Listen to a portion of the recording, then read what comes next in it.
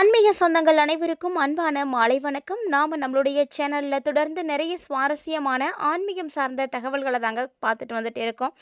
அந்த வரிசையில் இந்த பதிவில் என்ன பார்க்க போகிறீங்க அப்படின்னா, புதிதாக பிறக்க இருக்கக்கூடிய தமிழ் புத்தாண்டு ஏப்ரல் மாதம் 14ஆம் தேதி அன்னைக்கு சித்திரை 1 பிறக்க இருக்குங்க. இந்த தமிழ் புத்தாண்டு இந்த ஆண்டு முழுக்க உங்களுக்கு எப்படிப்பட்ட பலன்களை எல்லாம் கொடுக்க போகுது?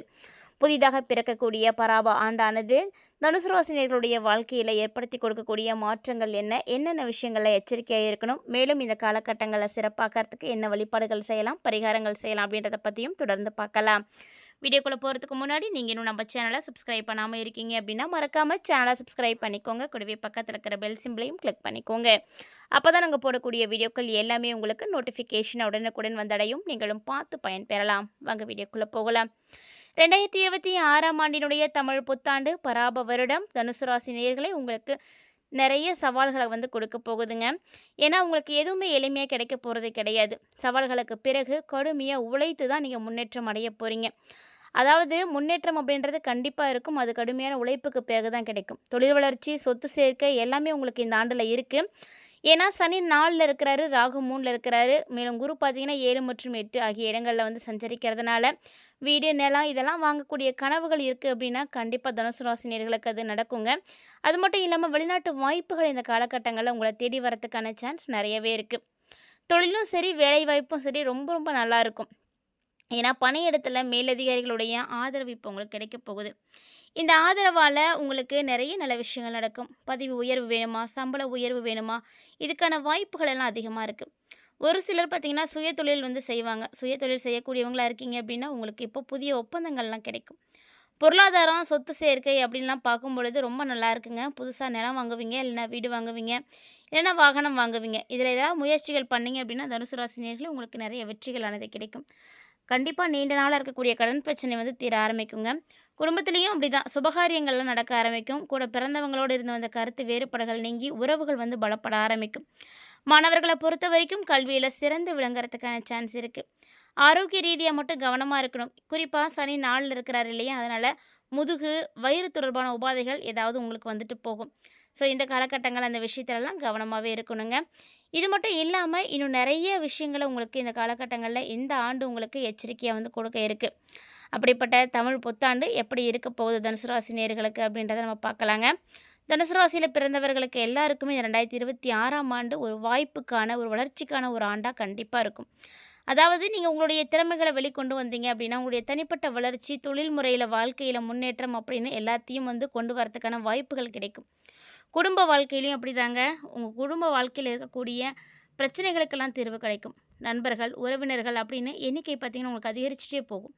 உங்களுடைய இலக்குகளை நோக்கி நீங்கள் பயணிக்கணும் அப்படின்னு நினைக்கிறீங்கன்னா இதுதான் ஒரு ரைட் டைம் அப்படின்னு சொல்லலாம். இந்த காலகட்டம் தான் உங்களுடைய வாழ்க்கையை அப்படியே மாற்றி கொடுக்க போகுதுங்க. ஒரு சிலர் பார்த்திங்கன்னா என்ன மாதிரியான மாற்றங்கள்லாம் இருக்க போகுது, என்னென்ன கிரகநிலைகள் எப்போ மாறும் அப்படின்லாம் எதிர்பார்த்துட்ருப்பீங்க.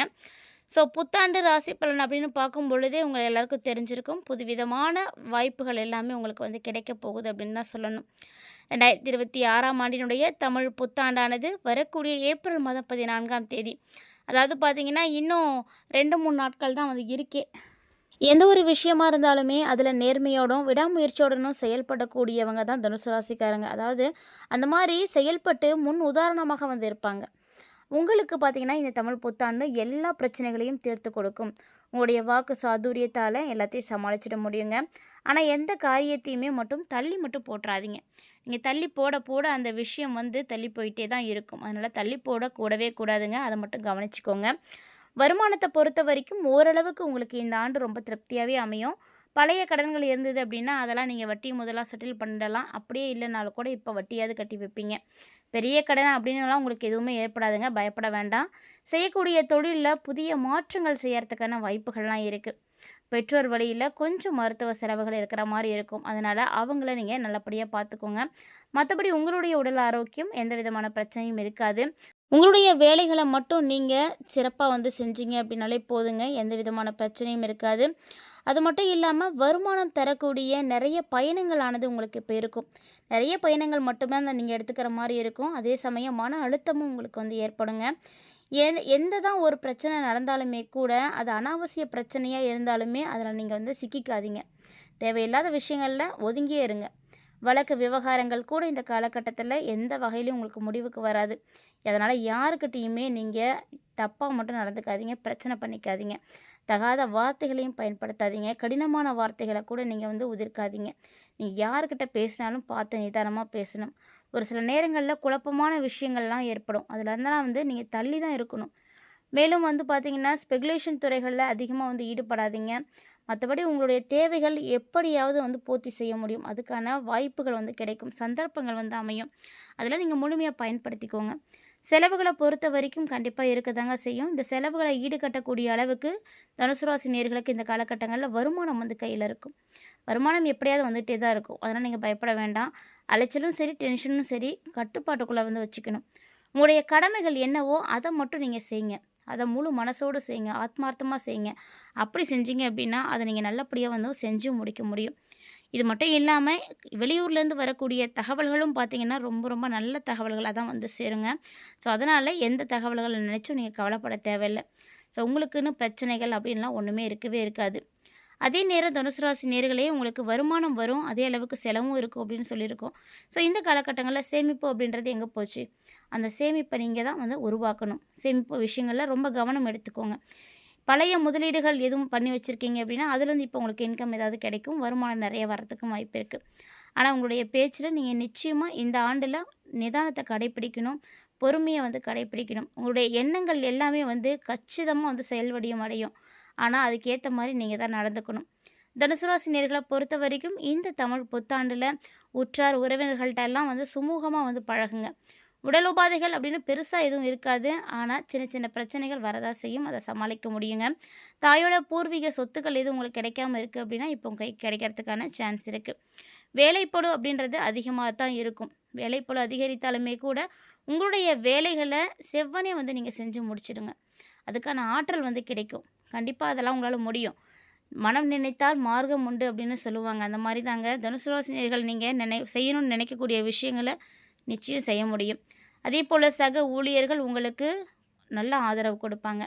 பயணங்களாலேயும் நல்ல அனுகூலம் தான் கிடைக்கும். ஸோ பெருசாக உங்களுக்கு எதுவும் மாற்றம் இல்லை அப்படின்னாலுமே கூட தப்பாக எதுவும் நடக்காது.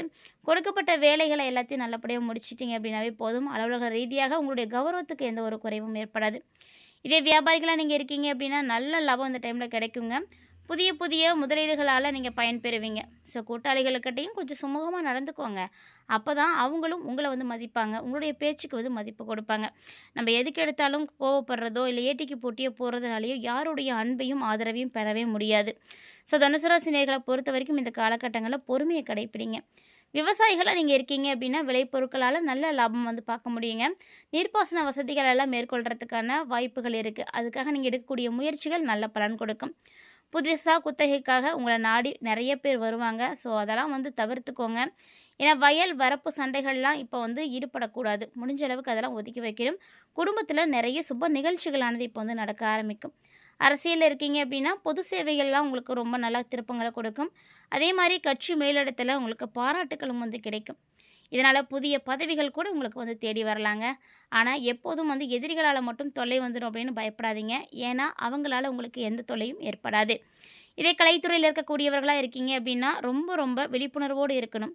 ஏன்னா அப்போ தான் உங்களால் எல்லா விஷயங்களிலும் வேலை செய்ய முடியும். எல்லா ப்ராஜெக்ட்லேயும் ஒர்க் பண்ணுறதுக்கு நல்ல சான்ஸ் கிடைக்கும். தொழிலில் நல்ல வளர்ச்சியை பார்க்கலாம்.